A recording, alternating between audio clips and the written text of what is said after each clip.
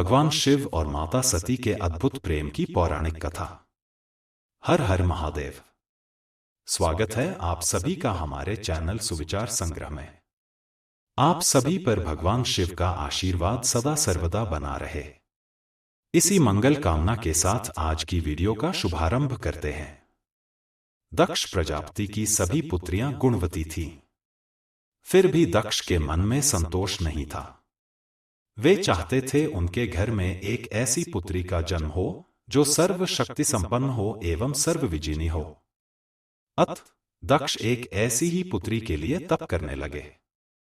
तप करते करते अधिक दिन बीत गए तो भगवती आद्या ने प्रकट होकर कहा, मैं तुम्हारे तप से प्रसन्न हूं। तुम किस कारण तप कर रहे हो? दक्ष ने तप करने का कारण बताया तो मां बोली, मैं स्वयं पुत्री रूप में तुम्हारे यहां जन्म धारण करूंगी। मेरा नाम होगा सती। मैं सती के रूप में जन्म लेकर अपनी लीलाओं का विस्तार करूंगी। फलतः भगवती आद्या ने सती रूप में दक्ष के यहां जन्म लिया। सती दक्ष की सभी पुत्रियों में सबसे अलौकिक थी। सती ने बाल्यावस्था में ही कई ऐसे अलौकिक आश्चर्यचकित करने वाले कार्य कर दिखाए थे जिन्हें देखकर स्वयं दक्ष को भी विस्मयता होती रहती थी। जब सती विवाह योग्य हो गई तो दक्ष को उनके लिए वर की चिंता होने लगी। उन्होंने ब्रह्मा जी से इस विषय में परामर्श किया। ब्रह्मा जी ने कहा, सती आद्या की अवतार हैं। आद्या आदि शक्ति और शिव आदि पुरुष हैं। अतः सती के विवाह के लिए शिव ही योग्य और उचित वर हैं। दक्ष ने ब्रह्मा जी की बात मानकर सती का विवाह भगवान शिव के साथ कर दिया। सती कैलाश में जाकर भगवान शिव के साथ रहने लगीं।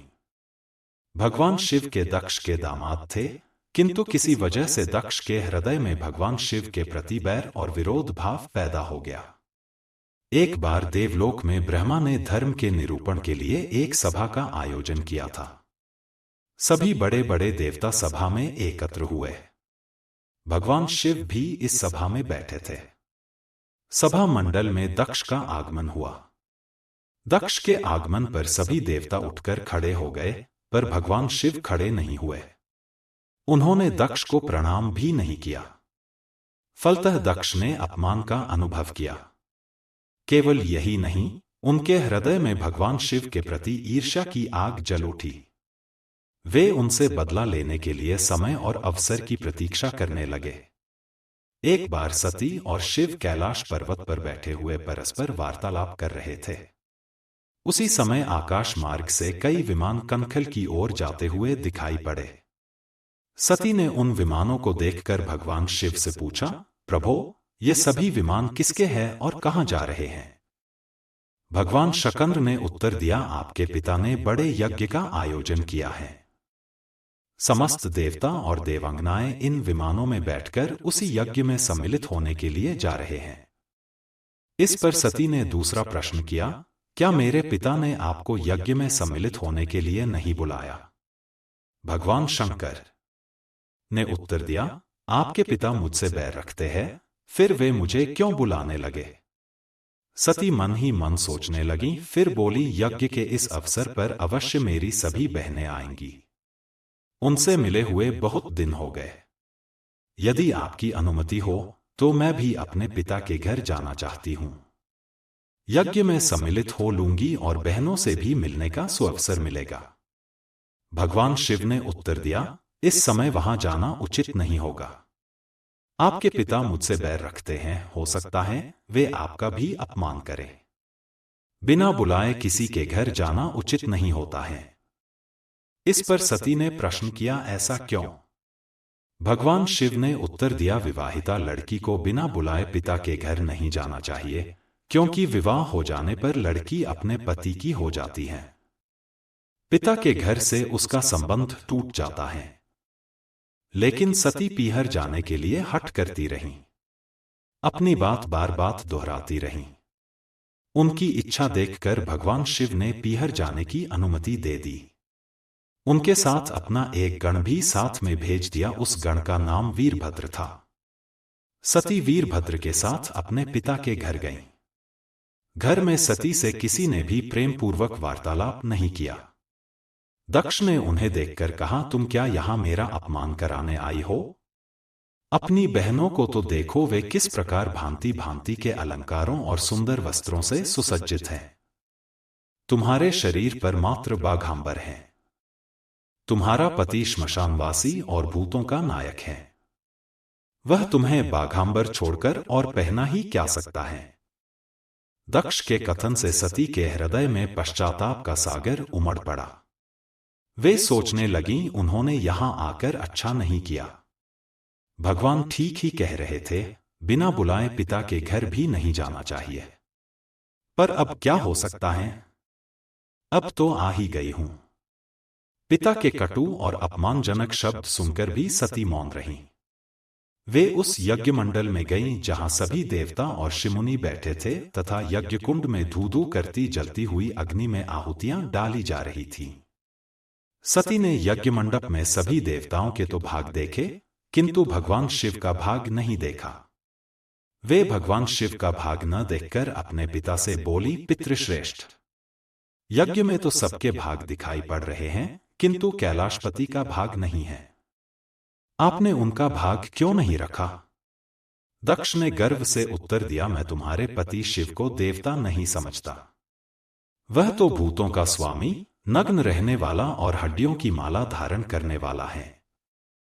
वह देवताओं की पंक्ति में बैठने योग्य नहीं है। उसे कौन भाग देगा? सती के नेत्र लाल हो उठे। उनका मुखमंडल प्रलय के सूर्य की भांति तेजोदीप्त हो उठा। उन्होंने पीड़ा से तिलमिलाते हुए कहा, ओह, मैं इन शब्दों को कैसे सुन रही हूं, मुझे धिक्कार है। देवताओं, तुम्हें भी धिक्कार है। तुम भी उन कैलाशपति के लिए इन शब्दों को कैसे सुन रहे हो जो मंगल के प्रतीक हैं और जो क्षण मात्र में संपूर्ण सृष्टि को नष्ट करने की शक्ति रखते हैं। वे मेरे स्वामी हैं। नारी के लिए उसका पति ही स्वर्ग होता है। जो नारी अपने पति के लिए अपमानजनक शब्दों को सुनती है, उसे नरक में जाना पड़ता है। पृथ्वी सुनो, आकाश सुनो और देवताओं, तुम भी सुनो। मेरे पिता ने मेरे स्वामी का अपमान किया है। मैं अब एक क्षण भी जीवित रहना नहीं चाहती।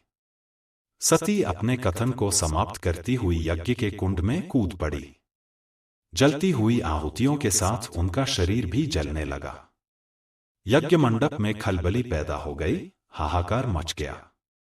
देवता उठकर खड़े हो गए। वीरभद्र क्रोध से कांप उठे। वे उछल उछलकर यज्ञ का विध्वंस करने लगे। यज्ञ मंडप में भगदड़ मच गई।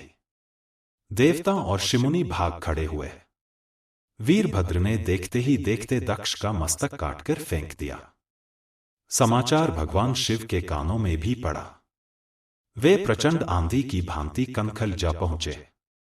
सती के जले हुए शरीर को देखकर भगवान शिव ने अपने आप को भूल गए।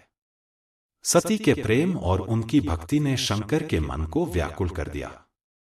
उन शंकर के मन को व्याकुल कर दिया जिन्होंने काम पर भी विजय प्राप्त की थी और जो सारी सृष्टि को नष्ट करने की क्षमता रखते थे। वे सती के प्रेम में खो गए, बेसुध हो गए। भगवान शिव ने उन्मत्त की भांति सती के जले हुए शरीर को कंधे पर रख लिया। वे सभी दिशाओं में भ्रमण करने लगे। शिव और सती के इस अलौकिक प्रेम को देखकर पृथ्वी रुक गई, हवा रुक गई, जल का प्रवाह ठहर गया और रुक गई देवताओं की सांसें। सृष्टि व्याकुल हो उठी। सृष्टि के प्राणी पुकारने लगे, त्राहिमाम, त्राहिमाम। भयानक संकट उपस्थित देखकर सृष्टि के पालक भगवान विष्णु आगे बढ़े। वे भगवान शिव की बेसुधी में अपने चक्र से सती के एक एक अंग को काट काट कर गिराने लगे। धरती पर 51 स्थानों में सती के अंग कट कट कर गिरे। जब सती के सारे अंग कट कर गिर गए तो भगवान शिव पुनः अपने आप में आए। जब वे अपने आप में आए तो पुनः सृष्टि के सारे कार्य चलने लगे। धरती पर जिन 51 स्थानों में सती के अंग कट कट कर गिरे थे, वे ही स्थान आज शक्तिपीठ माने जाते हैं। आज भी उन स्थानों में सती का पूजन होता है, उपासना होती है। धन्य था शिवजी और सती माता का प्रेम। शिवजी और सती के प्रेम ने उन्हें अमर और वंदनीय बना दिया। तो सभी भक्तजन प्रेम से बोलिए सती माता की जय, भगवान शिव शंकर की जय। तो दोस्तों, यह थी हमारे चैनल सुविचार संग्रह द्वारा सुनाई गई भगवान शिव और माता सती के अद्भुत प्रेम की पौराणिक कथा। यदि आपको यह कथा सुनना अच्छा लगा है तो वीडियो को लाइक करें, कमेंट करें, अपने रिश्तेदारों व मित्रों के साथ शेयर करें। चैनल को सब्सक्राइब करें और बेल आइकन को दबाएं ताकि हमारे हर नए वीडियो की अपडेट आप तक सबसे पहले पहुंचे। हमारा चैनल आपके सुखी व मंगलमय जीवन की कामना करता है। धन्यवाद।